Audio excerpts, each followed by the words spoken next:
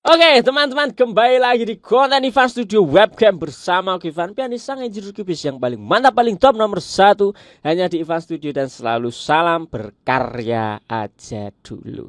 Oke teman-teman, kita akan kembali membedah rahasia yang ada di Ivan Studio, anjay, yaitu adalah rahasia mastering Ivan Studio. Nah, langsung saja kita ke projectnya dulu teman-teman. Boom.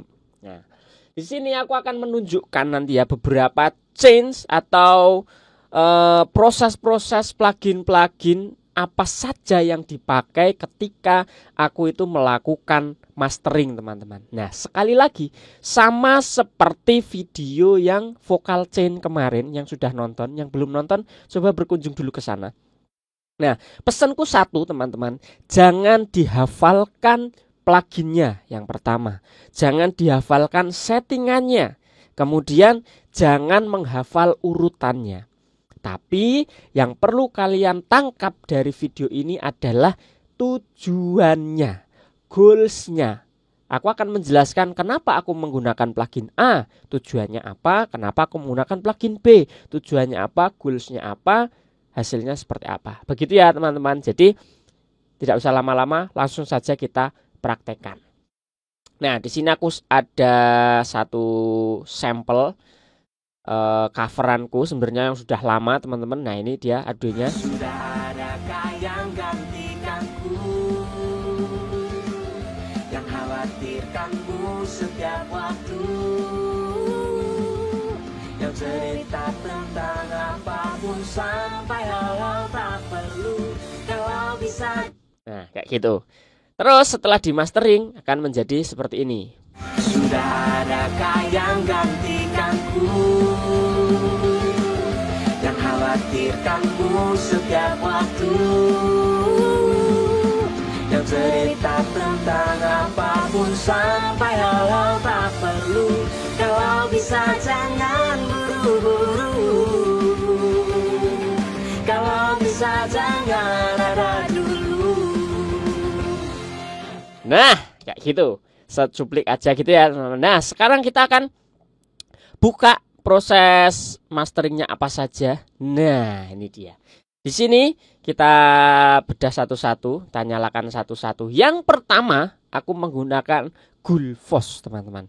Gullfoss ini apa? Gullfoss ini adalah Smart EQ. Wih, keren toh. EQ yang pintar. Jadi secara otomatis, secara otomatis dia itu akan bisa memproses frekuensi mana yang sekiranya enak, frekuensi mana yang tidak enak dibuang, yang enak dipertahankan atau bahkan diboost. Gitu teman-teman. Jadi inilah Smart EQ Gullfoss. Sudah aku bikin reviewnya lengkap secara detail. Nah teman-teman bisa cek videoku tentang Gullfoss ini. Aku tidak akan menjelaskan tentang plugin-pluginnya satu persatu ya teman-teman, tapi tujuannya saja gitu. Nah tujuannya dari Gullfoss ini ya untuk memfilter atau untuk menyaring frekuensi-frekuensi yang sudah hasil dari mixingku ini teman-teman. Nah, jadi setelah di mixing masuk ke mastering, Gullfoss ini akan menyaring atau dia akan secara pintar, secara smart menyeleksi mana frekuensi yang harus aku buang, mana frekuensi yang harus dipertahankan atau bahkan di boost. Itu ya teman-teman. Inilah Gullfoss. Dia akan secara real time mengolah data kita seperti itu teman-teman. Nah, jadi otomatis dia akan real time bergerak terus.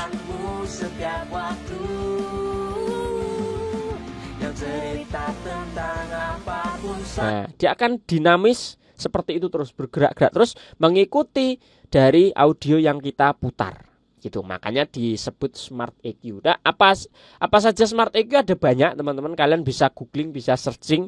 Sebenarnya banyak, tidak cuma Gullfoss saja gitu. Nah, kemudian yang kedua, aku tidak puas dengan Smart EQ yang secara otomatis. Biasanya aku akan tambahi EQ sendiri yang tugasnya sama teman-teman, sama seperti Gullfoss tadi untuk apa ya, memilih frekuensi-frekuensi mana yang harus di-adjust, frekuensi mana yang harus dikurangi, ditambah, di dynamic EQ dan lain sebagainya, dipotong, dibuang, kayak gitu. Nah, Di sini aku menggunakan Pro Key yang lebih fleksibel karena bisa bandnya banyak, kemudian ada mid side, kemudian ada bisa dynamic EQ juga, jadi lebih fleksibel.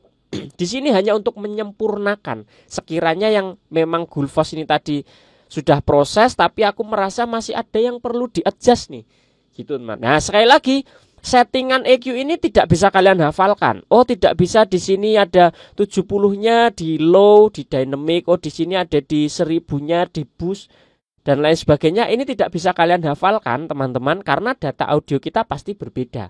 Nah di sini harus kalian sesuaikan mana yang memang harus kalian olah gitu ya.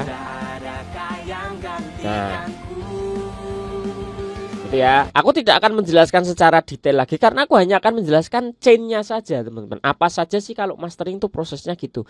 Kalau masalah penggunaannya masing-masing plugin sudah ada videonya yang bisa kalian tonton di channel ini juga. Gitu. Tentang Pro Key sudah banyak aku jelaskan bagaimana cara membaca EQ, bagaimana cara menentukan frekuensinya, apa yang harus kita adjust, sudah ada. Oke.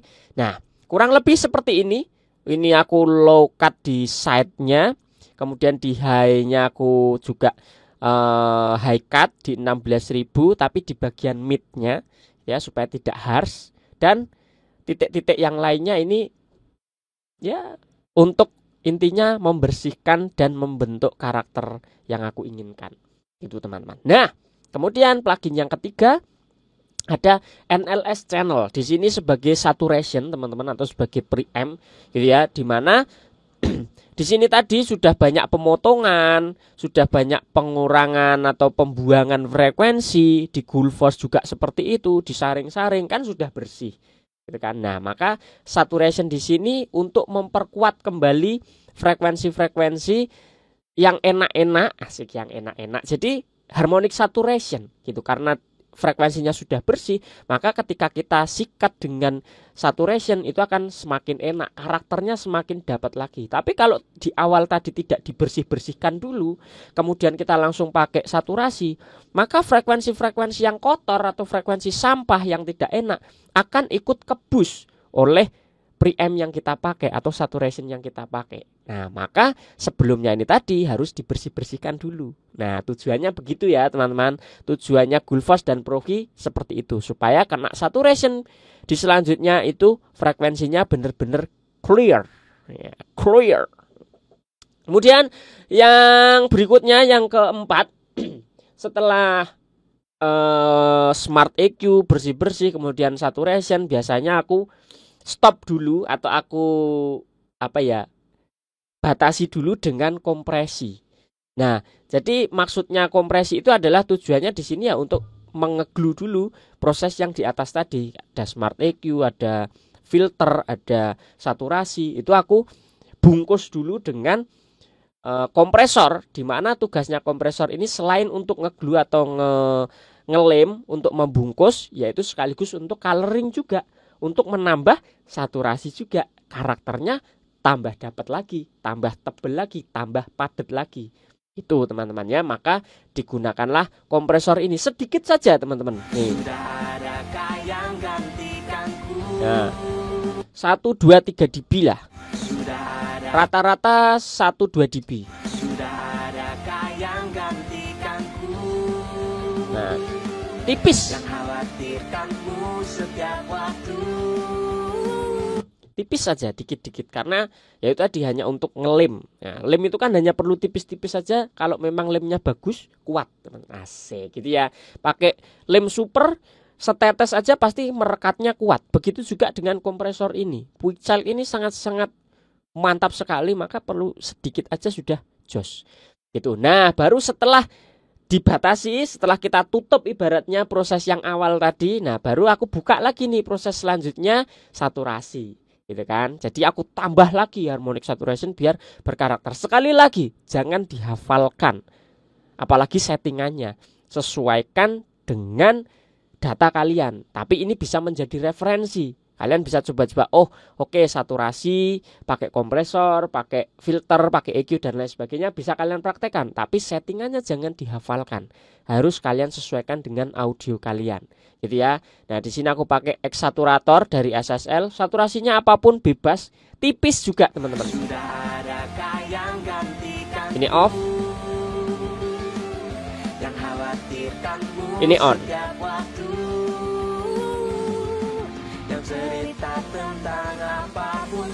Lebih padat, lebih berwarna, lebih berkarakter gitu. Intinya saturasi itu coloring teman-teman ya, mewarnai lah gitu. Nah baru aku sikat lagi dengan kompresi lagi, bass compression. Nah di sini adalah sebagai tahapan akhir. Kalau sudah muncul boost compression atau boost kompresor itu berarti sudah selesai kalau aku gitu ya. Berarti proses-proses di atas tadi sudah selesai, tinggal aku gluing lagi dengan bass compressor ini. Jadi sedikit lagi teman-teman loh.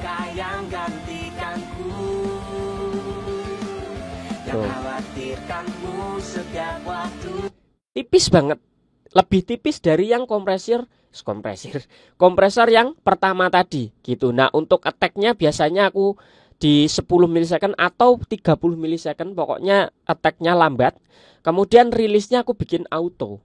Biasanya kalau untuk bass compression, terutama di mastering itu seperti itu, aku bikin auto. Nah untuk thresholdnya sedikit saja, tipis, jangan sampai seperti ini. Nah pumping, over compress kan teman-teman. Nah biasanya dikit aja. Nah sedikit aja ya, katakanlah 1 sampai 1,5 dB reductionnya gitu. Nah baru yang terakhir ini untuk loudness, yaitu adalah limiter teman-teman ya, bukan lain bukan tidak limiter. Ketika ininya off kecil, ketika ini nyala loudnessnya besar. Ya, untuk mengatur loudness sekaligus untuk melimit supaya tidak mencapai di peak 0 dB. Nah, jadi otomatis dia akan berada di minus 0,1, atau kalian bisa kurangi lagi, mungkin ada di minus 0,2 boleh gitu ya. Misal minus 0,2 boleh teman-teman, atau minus 0,3 terserah sih, yang penting di bawah 0 gitu. Biasanya aku untuk genre-genre yang keras itu aku di limit minus 0,1. Tapi kalau untuk lagu-lagu dengan genre-genre yang cukup lembut, mendayu-dayu, itu soft, itu di minus 0,2, minus 0,3 kayak gitu. Sudah adakah yang gantikanku, yang khawatirkanmu setiap waktu. Nah gitu, bebas limiternya, pakai apapun boleh, dan kekerasannya mau berapapun loudnessnya. Kemarin kita sudah bahas tentang LUFS teman-teman. Buat kalian yang belum nonton videonya, coba cek video yang kemarin biar kalian tahu bagaimana cara menentukan kekerasannya gitu kan. Keras tapi tidak pecah, gimana mas? Ada videonya kemarin aku upload gitu ya. Nah itu penggunaan limiter seperti itu teman-teman. Nah jadi kayak gitu aja untuk mastering chainku, cukup simple sebenarnya teman-teman. Walaupun di sini kelihatannya banyak kayak gini, tapi ini cukup sederhana dan tujuannya ya sudah kelihatan gitu dari penjelasanku tadi. Semoga teman-teman bisa nangkep ya kenapa aku pakai Gullfoss, kenapa aku pakai EQ, kenapa aku pakai saturasi. Semoga teman-teman bisa menangkap mindsetnya. Sekali lagi jangan dihafalkan pluginnya. Oh aku harus pakai ini settingannya begini-begini. No, tidak ya teman-teman. Sekali lagi penggunaan ini disesuaikan dengan konteks datamu, dan tujuannya harus tahu, harus jelas. Seperti yang aku jelaskan tadi, aku memakai ini ya aku bisa menjelaskan kenapa, alasannya apa gitu teman-teman. Oke, jadi gitu aja video tentang mastering chain di Ivan Studio ini teman-teman. Semoga mencerahkan dan bisa menjadi referensi buat kalian. Kalau ada pertanyaan coba tulis di kolom komentar, pasti akan aku balas dan akan aku jawab. Kalau perlu akan buatkan videonya buat kalian semua. Oke teman-teman, see you di next video, dan jangan lupa untuk terus berkarya aja dulu. Bye teman-teman, God bless you.